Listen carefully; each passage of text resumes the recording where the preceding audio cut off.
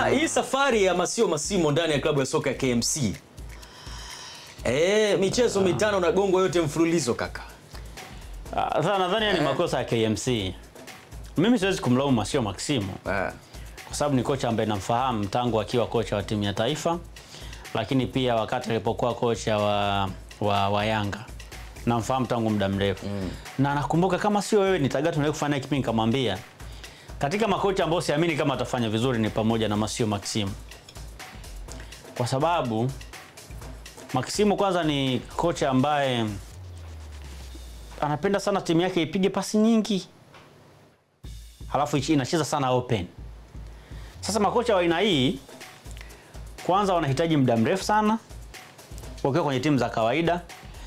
Pili, wanahitaji kupata wachezaji wenye uwezo wa kujitoa sadaka kwa ajili ya timu.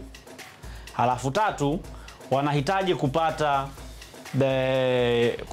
tunasema ile kupata wachezaji ambao wanawahitaji wao, sio wachezaji ambao sio wa type zao.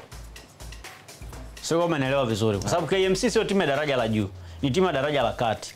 Na timu za madaraja ya kati mara nyingi hawachukuagi sana ile top talent kwenye ligi. Mara nyingi wanachukuaga ile talent ya mwisho kwenye ligi. Kwa hiyo lazima umpe muda mrefu sana.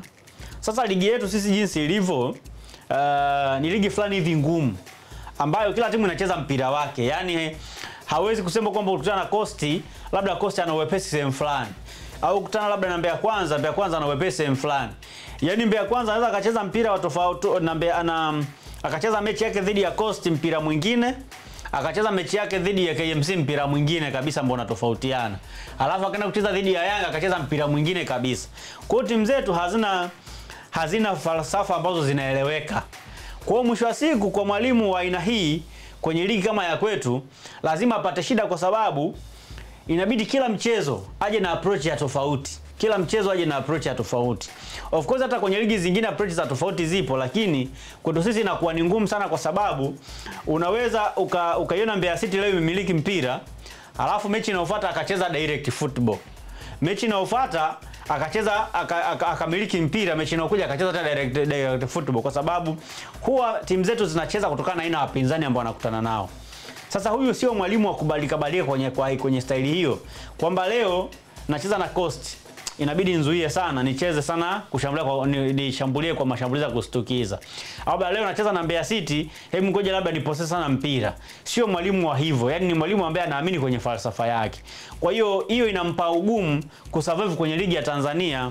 Na ndio kitu hicho ambacho kilisababisha akashindwa kufanya vizuri na Taifa Stars, ndio kitu hicho kilisababisha akashindwa kufanya vizuri na Yanga, na ndio hicho ambacho kinasababisha anashindwa kufanya vizuri akiwa na nani?